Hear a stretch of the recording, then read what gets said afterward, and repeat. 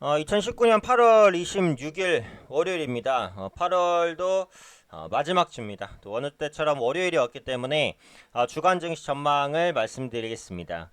일단 시장 분위기가 그 주 초반부터 만만치 않죠. 근데 이 부분은 뭐 예고가 됐어요. 왜냐면 지난주 그 주말에 이제 미국 증시가 급락 마감을 했기 때문에 일단 오늘 하락은 어쩔 수 없는 것인데 그 이후에 시장 흐름이 중요하겠죠.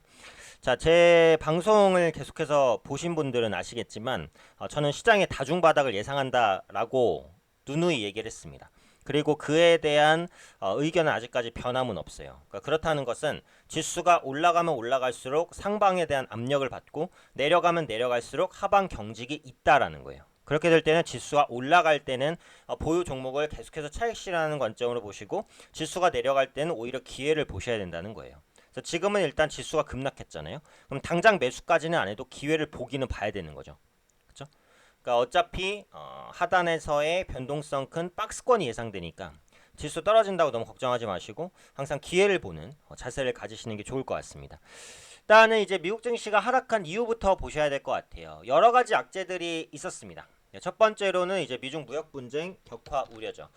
이 미중 무역 분쟁은 참 지겨운 이슈예요. 이게 참 언제부터 언제까지 언제 끝날지 알 수가 없는데 개인적으로는 이제 내년 트럼프 재선 때까지 지속될 가능성이 농후하다라고 봐요. 그만큼 단기에 해소될 악재가 아니다라는 말씀을 자주 드렸죠. 그래서 중국이 이제 미국산 농산물 등 품목에 5% 이상의 관세를 부과하겠다라고 밝혔습니다. 그러니까 이 말을 듣고 또 트럼프 대통령이 가만히 안 있겠죠, 성격상.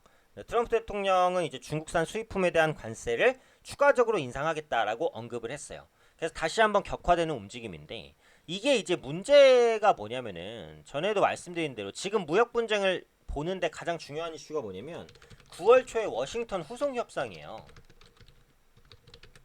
9월 초에 워싱턴에서 미국과 중국이 무역 분쟁 관련해서 후속 협상을 하기로 한 건데 지금은 이 부분이 불투명해졌어요. 저 벌써 8월 말인데 이러고 있으니까 9월 초면은 지금부터 1, 2주밖에 안 남았잖아요. 그래서 그에 대한 우려감이 있어요. 그래서 9월 초에 이제 워싱턴 후속 협상이 진행이 안 된다라는 게 확정되면 주가가 한 번 정도 더 밀릴 수도 있겠죠. 그래서 이 무역 협상이 9월 초에 추가로 진행이 되는지 이 부분을 보시는 게 상당히 중요하다고 보고 있고 지금 중국 같은 경우에는 미국과 무역 협상을 합의하지 않는 극단적인 경우도 고려한다라는 분석도 나오고 있습니다. 그래서 그러면서 이 불확실성이 더욱 커졌죠. 특히 이제 최근에 중국이 미국에 불만을 갖고 있는 게 뭐냐면 뭐 중국은 미국에 계속 불만이 있긴 있어요. 자꾸 이제 뭐 대두 수입해라, 농산물 수입해라, 그다음에 뭐 관세 인상하겠다. 계속 이런 말을 하고 있으니까 중국 쪽에서도 좀 짜증이 나 있는 상태인데 특히 이제 짜증내는 부분이 뭐냐면 홍콩 문제입니다. 지금 아시겠지만 홍콩에서 이제 시위가 계속해서 벌어지고 있잖아요. 근데 미국이라든지 뭐 이런 다른 나라에서 이제 홍콩 시위를 좀 지지하는 이런 입장들을 좀 표명을 하고 있는 상황이에요. 특히 이제 미국 같은 경우에도 홍콩 문제에 좀 개입하려는 움직임을 보여주고 있어요. 그러니까 중국 입장에서는 그게 마음에 안 드는 거죠. 내정 간섭이라고 보는 겁니다. 홍콩 일은 우리가 알아서 할 테니까 니들은 간섭하지 마. 왜 이렇게 간섭하는 거야? 그래서 이런 부분에 대해서도 강한 거부감을 이제 시진핑 주석은 가지고 있는 것으로 보여져요. 그래서 그런 부분들이 미중 간의 무역 협상을 계속해서 어렵게 만드는 요인이다라고 보시면 되겠죠. 두 번째로는 이제 그 파월 의장의 잭슨홀 연설이 있었는데 이거는 제가 지난주에도 말씀드렸어요. 기대감을 과도하게 가질 수는 없다. 근데 그대로 나왔죠. 그래서 잭슨홀 연설에서 이제 파월 의장이 추가 금리 인하에 대해서는 조금 미온적인 태도를 보였어요. 그래서 다음 달에 있을 FOMC에서 금리가 추가적으로 인하될 가능성이 좀 낮아졌어요. 그러니까 전반적으로는 뭐죠? 시장의 기대치가 한 템포 다운된 거예요. 미중 무역 협상에 대한 기대치도 낮아졌고 파월 의장에 대한 기대감도 낮아졌고 그래서 이런 부분들이 복합적으로 반영되면서 주가가 밀렸습니다. 근데 지금 다우지수는 기술적으로 보면은 전저점이에요. 그쵸? 웬만해서는 25,000 중반대에서는 버텼어요. 그래서 기술적으로 지지를 받는 흐름인데 나스닥 선물이 밀리니까 오늘 밤에 다우가 추가적으로 밀릴 수도 있을 것 같아요. 추가적으로 밀렸을 때 회복력을 어디까지 보여주는지 그 부분 확인하시는 게 중요할 것 같아요. 나스닥 같은 경우에도 지금 기술적으로 지지받을 수 있는 구간까지 밀렸는데 여기서 어떤 흐름이 나올지, S&P도 마찬가지예요. 그렇죠? 그래서 기술적으로는 지지받을 타이밍은 맞는데 여기서 지지가 나오는지 이 부분 확인하시면 좋을 것 같아요.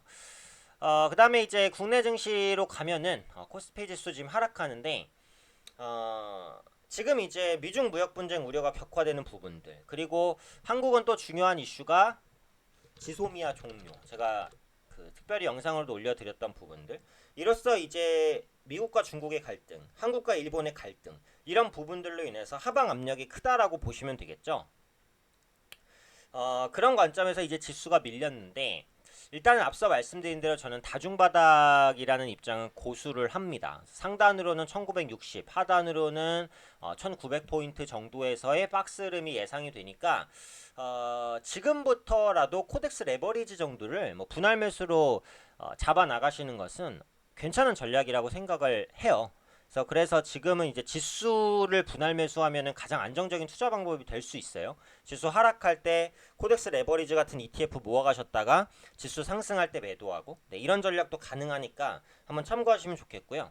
네, 한 가지 이제 체크할 부분이 그 G7 정상회담입니다. 지금 진행 중이죠. 지금 한참 진행 중이에요, 프랑스에서. 근데 이제 여기서 이란 핵합의 관련된 부분, 그 다음에 미국과 유럽 국가의 관세적인 부분들, 그 다음에 영국의 브렉시트, 여러 가지 해결해야 될 사안이 너무 많은데 지금 각국이 딱히 양보를 하고 있진 않아요.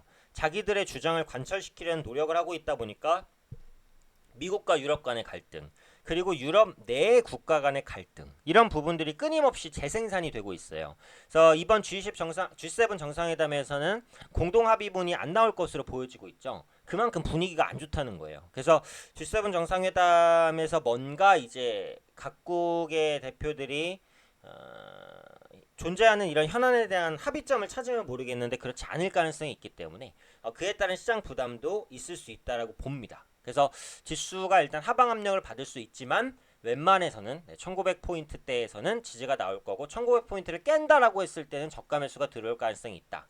이 정도로 이제 보시면 되겠고요. 한 가지 더 주목할 부분이 이제 국내 금통입니다. 국내 금통위가 금요일날 개최가 돼요. 근데 지금 한국의 기준금리가 0.5%거든요. 1.5%. 네, 1.5%예요. 지난달에 0.25% 포인트를 내려서 1.5%인데 이번 주에 있을 금통위에서는 1.5% 기준금리를 동결할 것으로 보입니다. 네, 왜냐하면 일단은 대외 불확실성이 높지만 직전 금통위에서 금리를 내렸으니까 그 영향에 대한 확인을 몇 개월 정도 해야 돼요. 금리가 내린다고 바로 효과가 있는 게 아니니까 몇 개월 정도 필요합니다. 영향을 봐야 되고, 또 연속 2번 우리가 금리를 내린 적이 2000년 IT 버블, 2008년 서브프라임 때 두 가지밖에 없어요.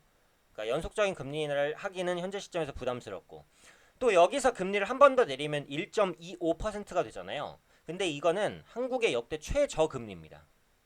그 말은 뭐죠? 그 밑으로 더, 그러니까 1%나 뭐 이 정도까지 금리를 더 떨구는 정책을 취하기는 굉장히 부담스럽다는 거예요. 그러니까 정책 여력을 남겨두기 위해서도 이번 금통위에서는 금리가 동결될 가능성이 높다라고 보고 있습니다. 다만 이제 경기가 좋지 않잖아요. 그렇죠? 그런 부분들 때문에 인하에 대한 가능성은 열어둘 수 있어요. 그것을 뭘로 이제 예측을 하냐면 소수 의견으로 예측하죠. 그래서 금통위 위원들의 금리 인하에 대한 소수 의견이 있는지를 확인하시면 되겠죠. 인하에 대한 소수 의견이 있다라고 한다면 한국은행이 생각보다 경기 부양 드라이브를 강하게 거는 거니까 정부와 발맞춰서 이제 시장을 부양시킬 수 있는 그런 기대감도 제한적이나마 반영될 수 있어요. 그래서 이런 부분들 보시면 될 것 같아요. 그래서 이번 주는 불확실성이 많아서 하방 리스크가 큽니다. 뭐 단기적으로는 1900 깰 가능성도 없지는 않아요. 하지만 어쨌든 지수 1900 밑에서는 분명히 하방 경직이 생길 가능성이 높다라고 보니까 코덱스 레버리지나 이런 상품들을 분할로 모아가는 전략은 현재 시점에서도 유효하다라고 생각을 하고 있어요. 그래서 보유하고 계신 현금 비중에 맞춰서 제가 말씀드린 부분 참고하셔서 전략 짜서 가시면 되겠습니다. 쉽지 않은 시장이지만 모든 분들 성투자하시고요. 제 구독자분들들 모두 성투자 기원 드립니다. 저도 힘껏 도와드릴 수 있도록 노력하겠습니다.